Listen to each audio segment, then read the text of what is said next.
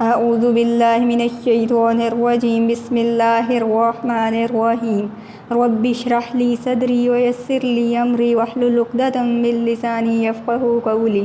السلام علیکم ورحمۃ اللہ وبرکاتہ۔ امید کرتی ہوں کہ تمام طلباء و طالبات خیریت سے ہوں گے اور جو اسباق آپ کو پڑھائے جا رہے ہیں آپ اس کو ساتھ ساتھ میں یاد بھی کر رہے ہوں گے اور جو ریٹن ورک ہے وہ بھی آپ خوش خط لکھ رہے ہوں گے۔ ٹھیک ہے، وقت پہ کام جمع کرواتے جائیں تاکہ آپ لوگوں کو اچھے نتائج حاصل ہوں۔ آج ہم آیت نمبر 45 پڑھیں گے۔ اس کا آغاز کرتے ہیں۔ یا ایھا الذین آمنوا اذا لقیتم فئۃ فاثبتوا واذکروا اللہ کثیرا لعلکم تفلحون۔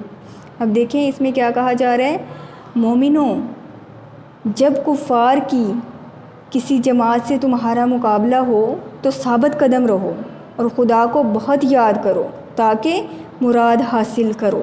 اب دیکھیں ذرا اس آیت میں کیا سبق دیا جا رہا ہے۔ اس آیت کریمہ میں اب مسلمانوں کو لڑائی کے وہ آداب بتائے جا رہے ہیں جن کی دشمن کے مقابلے کے وقت ملحوظ رکھنا جن کو ضروری ہے۔ ٹھیک ہے، اس میں دیکھیں جو آداب بتائے جا رہے ہیں اس میں پہلا ادب بتایا جا رہا ہے، سب سے پہلی بات ثابت قدمی اور استقلال ہے، کیونکہ اس کے بغیر جنگ میں ٹھہرنا ممکن ہی نہیں ہے۔ تاہم اس سے یعنی کہ بھاگنا، ٹھیک ہے، یا اس سے تحیز جو ہے اس کی وہ دونوں صورتیں مستثنیٰ ہوں گی لڑائی کے لیے۔ ایک نمبر کے یعنی کہ اب دو صورتیں صرف جائز ہیں، کون سی؟ ایک لڑائی کے لیے کنارے کنارے چلنا، یعنی کہ دشمن جو یعنی حکمت عملی سے دشمن کو مارنے کے لیے، ٹھیک ہے، یعنی کہ اس جنگ کے اس حصے سے کنارے ہو کر لڑنا کسی حکمت کے تحت، ٹھیک ہے۔ یا پھر دوسری صورت ہے کہ اپنی فوج میں جا ملنے کے لیے، کیونکہ بعض دفعہ ثابت قدمی کے لیے بھی تحرف یا تحیز جو ہے ناگزیر ہوتا ہے، یعنی کہ ایسی صورتحال پیدا ہو جاتی ہے کہ وہاں پہ آپ کا ٹھہرنا بہت مشکل ہو جاتا ہے، یا پھر کوئی ایسی صورتحال پیدا کر دیتا ہے جو شکست کی صورت میں اس کو بدل رہی ہو۔ ٹھیک ہے، یعنی ایک تو آپ میدان جنگ سے تب کنارہ کر سکتے ہیں کسی حکمت کے تحت کہ آپ ایک دم سے پھر سے اکٹھے ہو کر قوت کو اکٹھا کر کے ان پر حملہ کریں، یا پھر آپ فار ایگزامپل بہت تھوڑی تعداد میں رہ گئے ہیں، ٹھیک ہے، تو پھر آپ اپنی فوج سے ملنے کے لیے یعنی کہ آپ وہاں پہ تنہا لڑ رہے ہیں، کوئی ایسی صورت پیدا ہو رہی ہے کہ آپ کو اپنے دفاع کے لیے وہاں سے نکلنا ضروری ہے اور اپنی فوج سے جا ملنا ضروری ہو۔ ٹھیک ہے، اب اس میں دوسرا ادب جو بتایا جا رہا ہے وہ یہ ہے کہ اللہ تعالیٰ کو کثرت سے یاد کرو۔ یہاں پہ ہے نا کہ خدا کو بہت یاد کرو، کثرت سے یاد کرو تاکہ مسلمان اگر تھوڑے ہوں تو اللہ کی مدد کے طالب رہیں اور اللہ بھی کثرت ذکر کی وجہ سے ان کی طرف متوجہ رہے، اور اگر مسلمان تعداد میں زیادہ ہوں تو کثرت کی وجہ سے ان کے اندر غرور پیدا نہ ہو۔ دیکھیں دونوں صورتیں اس لیے بتائی ہیں، اگر تھوڑے ہوں تو بھی اللہ کی طرف وہ مائل رہیں، اس کی توجہ حاصل کرنے کے لیے، اس کی مدد حاصل کرنے کے لیے اس کو کثرت سے یاد کریں، ٹھیک ہے۔ اور اگر بہت زیادہ ہے تعداد ان کی تو اس کثرت تعداد کی وجہ سے ان کے اندر غرور پیدا نہ ہو، تکبر پیدا نہ ہو، ٹھیک ہے، بلکہ اصل توجہ جو ہے اللہ کی امداد ہی کی طرف ان کی رہے، نہ تو یعنی کہ یہ لاپرواہ ہوں، ٹھیک ہے، اللہ کی مدد حاصل کرنے کے لیے اس سے غافل ہوں، نہ ہی ان کے اندر زیادہ کثرت ہونے کی وجہ سے تکبر ہو، یعنی کہ دونوں صورتوں سے یہ بچ سکیں۔ اس لیے اللہ کا ذکر جو ہے کثرت سے کرنا بہت ضروری ہے۔ اب دیکھیں تیسری تدبیر، تیسرا ادب کیا بتایا جا رہا ہے کہ اللہ تعالیٰ اپنے مومن بندوں کو لڑائی کی کامیابی کی تدبیر اور دشمن کے مقابلے کے وقت شجاعت کا سبق سکھا رہا ہے۔ ایک غزوے میں رسول اکرم صلی اللہ علیہ وسلم نے سورج ڈھلنے کے بعد کھڑے ہو کر فرمایا، لوگو دشمن سے مقابلے کی تمنا نہ کرو، اللہ سے عافیت مانگتے رہو، لیکن جب دشمنوں سے مقابلہ ہو جائے تو استقلال رکھو اور یقین مانو کہ جنگ تلواروں کے سائے تلے ہے۔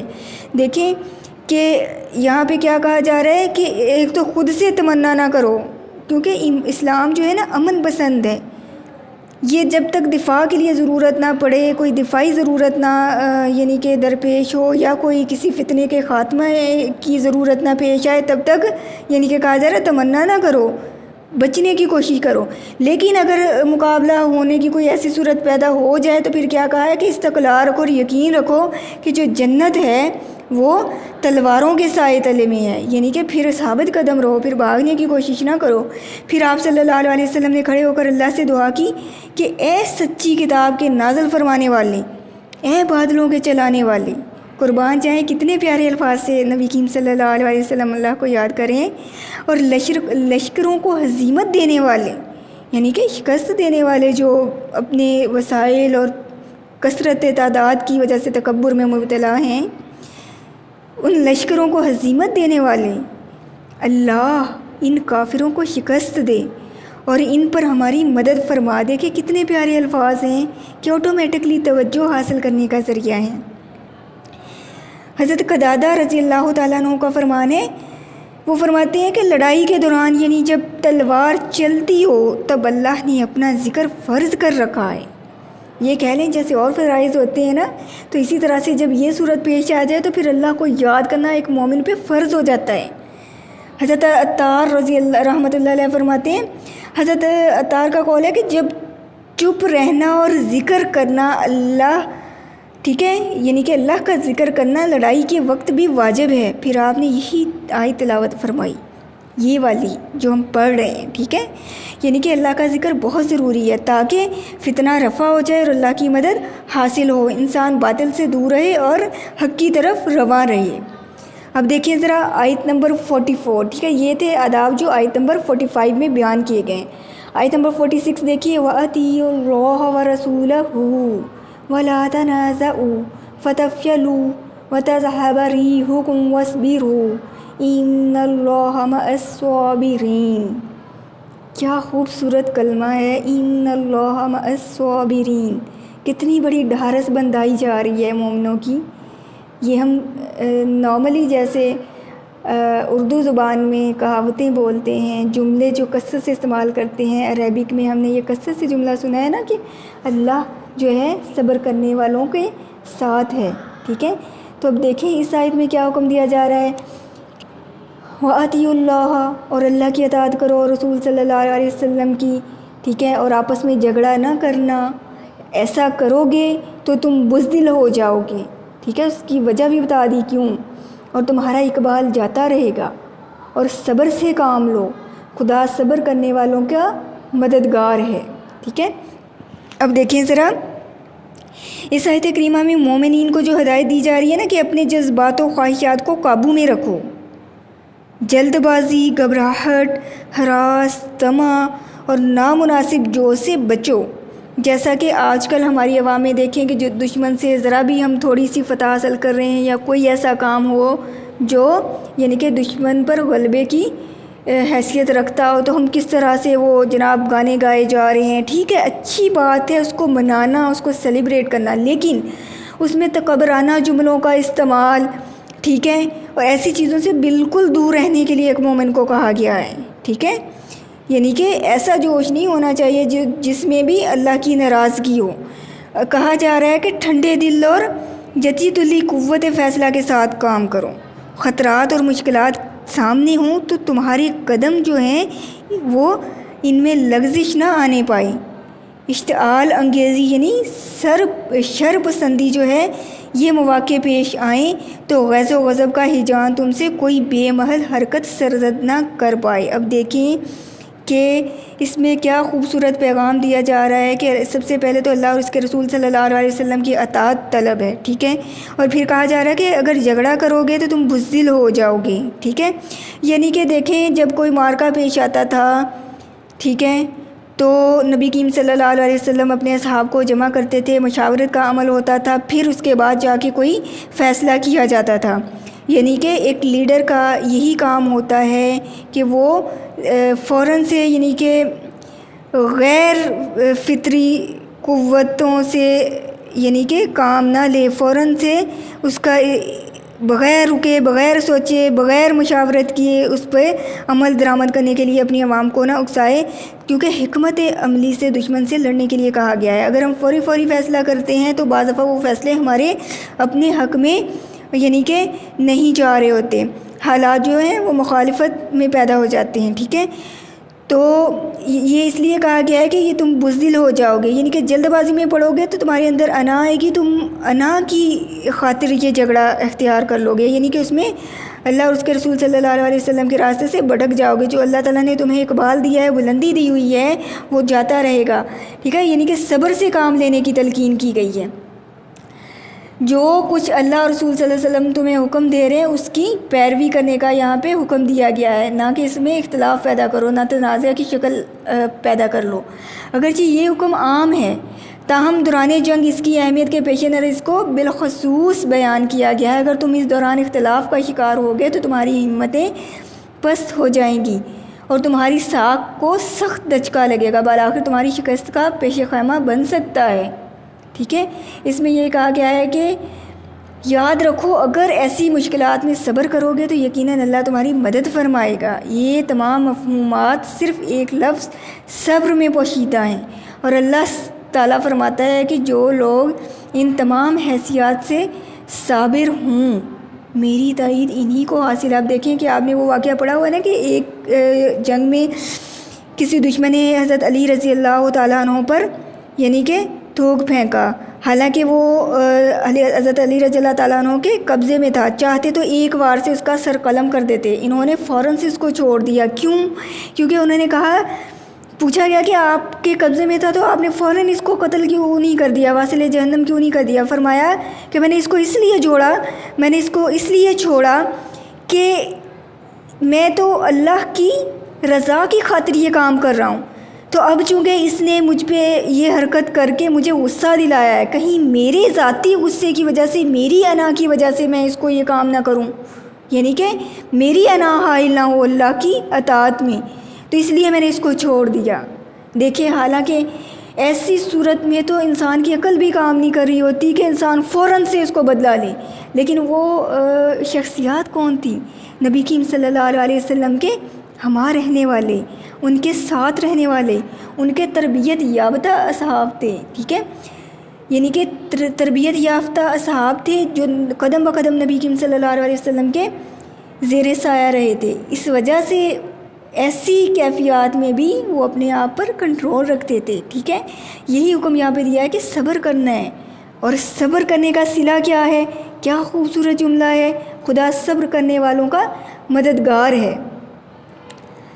آگے دیکھیں ذرا آیت نمبر 47، ٹھیک ہے، فَلَا تَكُونُوا كَالَّذِينَ خَرَجُوا مِن دِيَارِهِمْ بَطَرًا وَرِئَاءَ النَّاسِ وَيَصُدُّونَ عَن سَبِيلِ اللَّهِ وَاللَّهُ بِمَا يَعْمَلُونَ مُحِيطٌ۔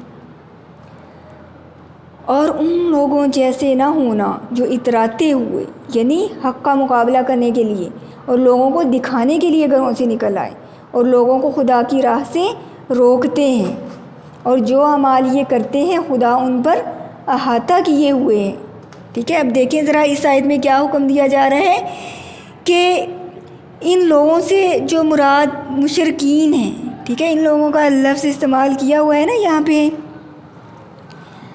کہ ان لوگوں جیسے نہ ہونا، ان لوگ یہاں پہ کون ہیں؟ مراد مشرکین ہیں، ٹھیک ہے، جن کا سردار ابو جہل اپنا لشکر لے کر مکہ سے بڑی دھوم دھام اور باجے گاجے کے ساتھ نکلا تھا تاکہ مسلمان انہیں دیکھ کر ہی مرعوب ہو جائیں، یعنی کہ ان پر رعب طاری ہو جائے، اور دوسرے قبائل عرب جو تھے ان پر ان کی دھاک بیٹھ جائے۔ راستہ میں اسے ابو سفیان کا یہ پیغام مل بھی گیا کہ قافلہ خطرہ سے بچ نکلا ہے، لہٰذا تم واپس جاؤ، لیکن ابو جہل نے تو غرور سے کہا، اب ہم اس وقت تک واپس نہیں جائیں گے جب تک بدر کے چشمہ پر پہنچ کر مجلس طرب و نشاط منعقد نہ کر لیں۔ وہاں گانے بجانے والی عورتیں کامیابی کے گیت گائیں گی، ہم وہاں شراب پئیں گے، مزے اڑائیں گے، اور 3 دن تک اونٹ ذبح کر کے قبائل عرب کی ضیافت کا اہتمام کریں گے تاکہ یہ دن عرب میں ہمیشہ کے لیے یادگار رہیں۔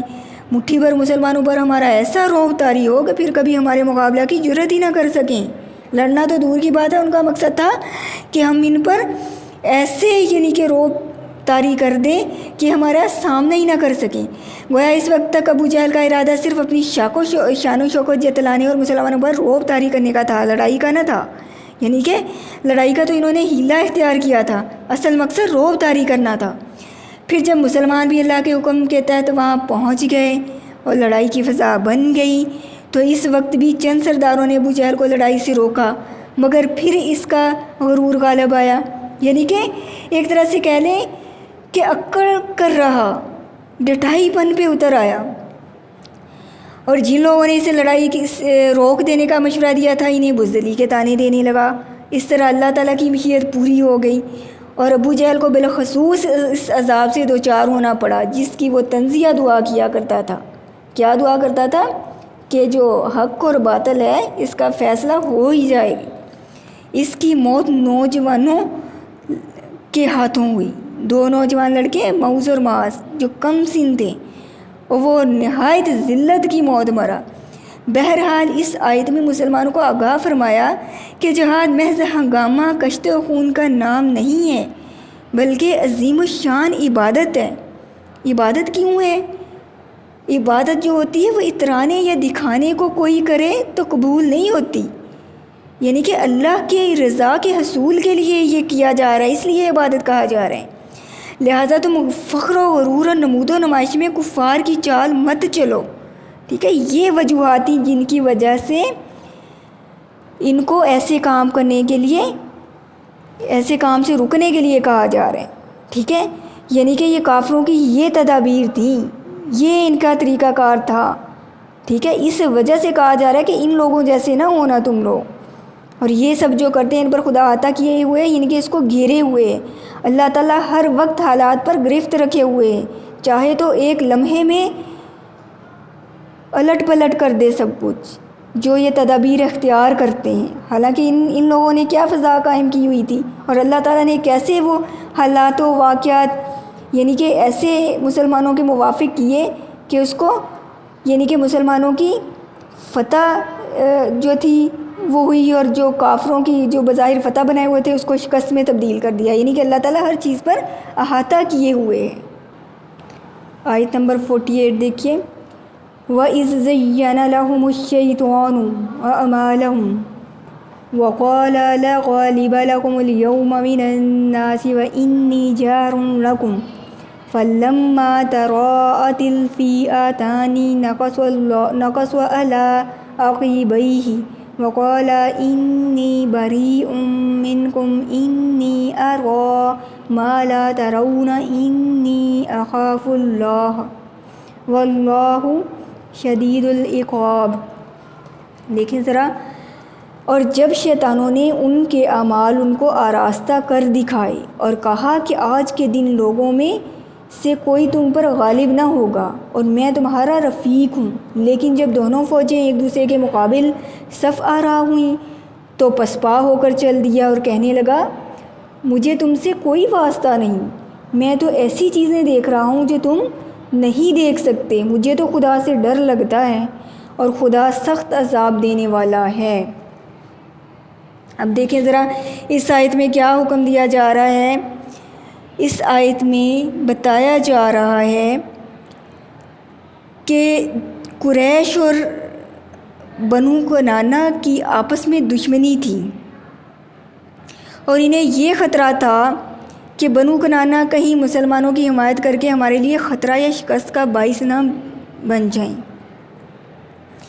ان کے اس خدشہ کو مٹانے کے لیے شیطان جو تھا وہ خود بنو کنانہ کے رئیس جو تھے نا سراقہ بن مالک، ان کی شکل میں کافروں کے لشکر میں آ موجود ہوا اور ابو جہل سے کہنے لگا ہماری طرف سے تم لوگ بالکل مطمئن رہو، یعنی کہ آپس میں تو ان دونوں قبائل کا اختلاف تھا، لیکن اب شیطان نے کیا کیا، یعنی کہ بنو کنانہ کو جو سردار تھا سراقہ بن مالک، اس کی شکل اختیار کر کے ابو جہل کے پاس گیا، کہنے لگا تم لوگ بالکل مطمئن رہو، یعنی کہ ہماری طرف سے امن میں رہو، ہم تم لوگوں کو کچھ نہیں کہیں گے، اس مقابلہ میں ہم لوگ بلکہ تمہاری حمایت کریں گے اور مل کر مسلمانوں کا خاتمہ کریں گے۔ ویسے بھی تو تم لوگوں کی فتح یقینی ہے، یعنی کہ ان کا خیال تھا ان کے پاس وسائل کی کثرت ہے، تعداد کی کثرت ہے، ٹھیک ہے، اس وجہ سے فتح کو یقینی بنائے بیٹھے تھے۔ تمہاری اتنی بڑی جماعت کے سامنے ان تھوڑے سے مسلمانوں کی کیا حیثیت ہے، یعنی کہ اس طرح سے شیطان نے انہیں بہکایا۔ یہ لفظ یہاں پہ کہا جا رہا ہے نا کہ ان کے اعمال آراستہ کر کے دکھائے، یعنی کہ ان کے اعمال پہ ایک طرح سے کہہ لیں داد دی، شاباش دی، بلکہ اور داد رسی کی کہ ٹھیک ہے تم صحیح راستے پر ہو، ٹھیک ہے، اور کہا کہ یعنی کہ آج کے دن میں تم لوگوں پر غالب نہیں، یعنی کہ کوئی بھی غالب نہیں ہو سکے گا، میں بھی تمہارا مددگار ہوں۔ اور پھر جب دونوں جو جماعتیں تھیں کفار کی اور مسلمانوں کی آمنے سامنے ہوئیں، جب میدان کارزار گرم ہوا اور اس نے مسلمانوں کی مدد کے لیے فرشتے اترتے دیکھ لیے اور یہ اندازہ کر لیا کہ اب مشرکین کی شکست جو ہے یقینی ہے۔ کیسے اندازہ کر لیا؟ جب اس نے فرشتوں کا نزول دیکھا۔ کس نے؟ شیطان نے۔ اور شیطان کون؟ جو ان میں سراقہ بن مالک کی شکل میں تھا، ٹھیک ہے۔ جب اس نے فرشتوں کو اترتے دیکھ لیا تو اس کو پتہ چل گیا کہ ان کی شکست تو ابھی یقینی ہے، ظاہر ہے اللہ کی مدد کے آگے کون ٹھہر سکتا ہے۔ تو پھر کیا کیا اس نے؟ وہاں سے کھسکنے لگا۔ اس وقت ابو جہل نے کہا عین مشکل کے وقت اب کہاں جاتے ہو تم؟ کہنے لگا جو کچھ مجھے نظر آ رہا ہے وہ تم نہیں دیکھ سکتے، یہ کہہ کر چلتا بنا۔ اس وقت بھی شیطان لعین نے اپنے ساتھیوں کو یہ نہ بتلایا کہ جو کچھ میں دیکھ رہا ہوں اس کے مطابق تمہاری ہلاکت ہونے والی ہے، لہٰذا تم بر وقت اس کا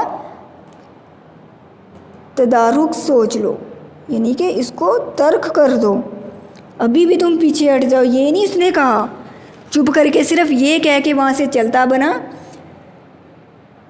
کہ جو میں دیکھ رہا ہوں وہ تم نہیں دیکھ سکتے، بس یہ کہہ کر چل دیا۔ حالانکہ چاہتا تو انہیں مشورہ دے کر جاتا کہ ابھی بھی وقت ہے، تم لوگ یہاں سے نکل لو، ان کا سامنا نہ کرو، لیکن اس نے کوئی ایسی بات نہیں کی، چپ کر کے وہاں سے چل دیا تاکہ ان کا سامنا ہو، ٹھیک ہے۔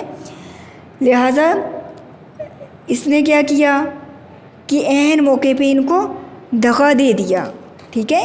یعنی کہ اب یہ دیکھیں کہ کیسے بالترتیب یہ واقعات پیش آتے گئے جو اس جنگ کا باعث بنے، اور پھر اللہ تعالیٰ نے تو چونکہ یہ دن طے کر رکھا تھا جس کی یہ لوگ دعا کیا کرتے تھے کہ حق و باطل کا فیصلہ ہو جائے، جلد بازی کیا کرتے تھے۔ اب اللہ پاک نے جب یہ طے کر لیا آٹومیٹکلی وہ ساری فضا قائم ہو گئی، ان کا سامنا ہو گیا، تو پھر کیا ان کو شکست سے دوچار ہونا پڑا۔ اور جو شیطان ان کو درمیان میں آ کر داد رسی کر رہا تھا، بہکا رہا تھا، خود عین موقع پہ وہاں سے چل نکلا، اور عذاب کا شکار کون ہوئے؟ یہ لوگ۔ اور یہاں پہ کیا بتایا جا رہا ہے؟ خدا سخت عذاب دینے والا ہے، ٹھیک ہے، یعنی کہ اللہ کے عذاب سے پھر یہ لوگ بچ نہیں سکتے۔ اب دیکھیں کہ ان واقعات میں ہمارے لیے بھی سبق ہے، یہ صرف اس وقت کے لوگوں کے لیے نہیں تھا، یعنی کہ مسلمانوں کی جماعت کو ایک طرح سے یہ ساری تعلیمات دی جا رہی ہیں کہ اس وقت جو مسلمانوں کے اندر جذبہ تھا، قوت ایمانی تھی، وہ آپ لوگوں نے اختیار کرنی ہے، اور جو کفار نے وہاں پہ خطائیں کی، ٹھیک ہے، جو حرکات جیسے یہاں پہ دہرائی جا رہی ہیں، جیسے کہا جا رہا ہے نا ان لوگوں جیسے نہ ہونا، یعنی کہ ان لوگوں نے جو غلطیاں وہاں پہ کی، ان اغلاط کو آپ لوگوں نے پھر سے آپ لوگوں نے نہیں دہرانا، ٹھیک ہے۔ ان چیزوں سے آپ نے بچنا ہے اور ان چیزوں کو فالو کرنا ہے جو مسلمانوں نے اختیار کی تھی۔ تو اس وقت بھی آپ لوگ جو ہیں وہ کامیابی سے ہمکنار ہوں گے، چاہے وقت کوئی بھی ہو، صدی کوئی بھی ہو، ٹھیک ہے۔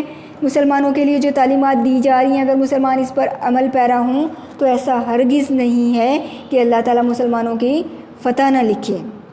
اب دیکھیں کہ ایٹ دی اینڈ اگر میں آپ کو اس کا نچوڑ بتانا چاہوں تو اقبال کا ایک شعر ہے نا جس میں انہوں نے بہت بڑا میسیج دیا ہے، ٹھیک ہے، کہ اگر مسلمان ان خامیوں کو دور کر لیں جو اس وقت کفار نے یعنی کہ دکھائی تھیں، اور اللہ تعالیٰ نے ان تعلیمات میں ہمارے لیے جو ان سے بچنے کے لیے کہا ہے وہ اختیار کر لیں، اور جن کو اپنانے کے لیے کہا ہے جو اس وقت مسلمانوں میں جذبہ ایمانی تھا، قوت ایمانی تھی، اس کو اختیار کر لیں، تو پھر ایسا نہیں ہو سکتا کہ اس دور میں بھی اللہ تعالیٰ کی مدد مسلمانوں کے لیے نہ اترے۔ اس کا نچوڑ وہی بات آ گئی نا کہ اقبال کا ایک شعر ہے جس میں جامع بات 2 مصروں میں کہہ دی، فضائے بدر پیدا کر فرشتے تیری نصرت کو، اتر سکتے ہیں گردوں سے قطار اندر قطار اب بھی۔ دیکھیں یہ ہمارے لیے اس میں تعلیمات ہے وہ ہم نے لینی ہے، اس کو بیٹا پڑھنے کا اور پڑھانے کا کوئی مقصد ہے تاکہ ہم ان چیزوں کو فالو کریں، ٹھیک ہے۔ اور یہ تعلیمات ہر دور کے لیے مسلمانوں کے لیے اتاری گئی ہیں تاکہ اس پر عمل پیرا ہو کر مسلمان آج بھی کامیابیوں سے ہمکنار ہوں. ٹھیک ہے. آپ لوگوں نے لفظ با لفظ جو ہیں اس کا ترجمہ دیا ہوا ہے، لفظی ترجمہ. آپ نے الفاظ معنی یاد کرنے ہیں، ترجمہ اچھی طریقے سے یاد کرنا ہے، اس کے پس منظر کو ذہن میں رکھتے ہوئے، سارے واقعات کو ذہن میں رکھتے ہوئے اس کو سمجھنا ہے، اور اس میں سے ہمارے لیے جو تعلیمات ہے وہ ہم نے ذہن میں رکھنی ہے. اور ایسا نہیں ہے کہ یہ تعلیمات صرف میدان جنگ کے لوگوں کے لیے ہیں. ٹھیک ہے.